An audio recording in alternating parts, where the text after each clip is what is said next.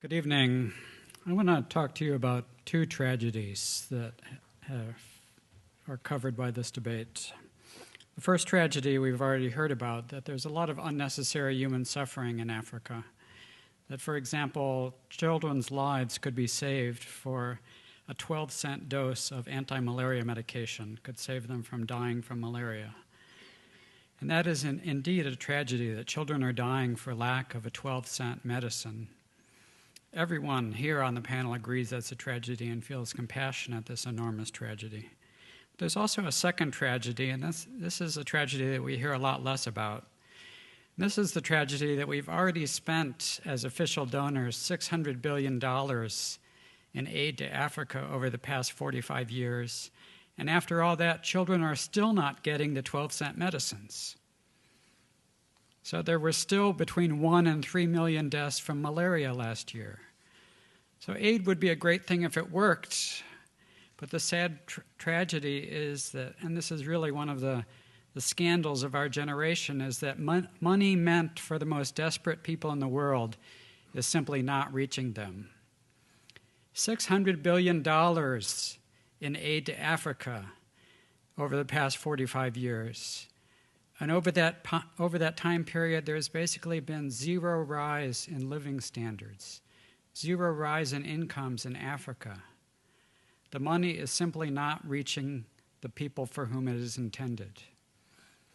And yet, the advocates of aid always focus their energies simply talking about this number, about how much we spend on aid, as if that in itself were an achievement of some kind.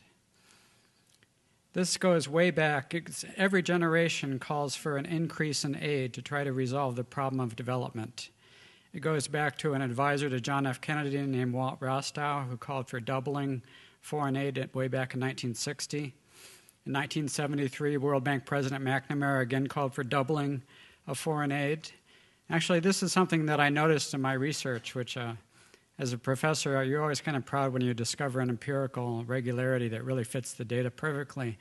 And that is that when people call for an increase in aid, they always call for exactly double. It's always exactly 100% increase, never, 117% or 83%. It's amazing. So this has continued to the present. The 2005 G8 summit called for doubling aid to Africa. Barack Obama has called for doubling aid to Africa. Jeffrey Sachs has called for doubling aid to Africa. Even our President, George W. Bush, called for and has already implemented an increase in U.S. aid of 50%. I did worry for a moment that didn't fit my law, but I checked with the White House staff, and they explained to me that he thought 50% was double.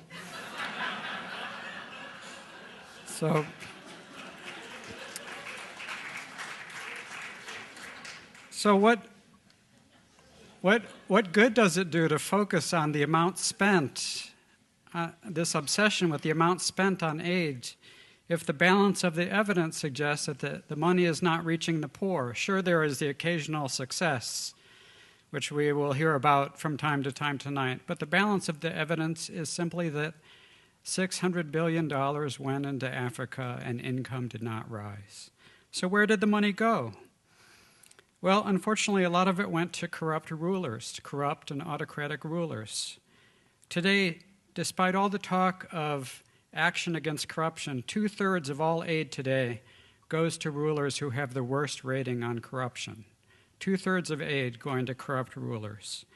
This is actually getting worse over time. There's no evidence of any sort of post-Cold War break in which, in the bad old days, aid went to corrupt dictators and now it goes to good guys. And by the way, Gayle, Ethiopia is a good example. The ruler of Ethiopia is a guy named Meles, who is a dictator who shot down unarmed demonstrators in the street. This is a guy who has been a darling of the aid community. This is not the kind of aid that accomplishes good. This is the kind of aid that does more harm than good. And in fact, aid has gone into states that subsequently collapsed into warlord anarchy. There was a lot of aid that went into Sierra Leone, Liberia, Somalia, the Democratic Republic of the Congo, Rwanda.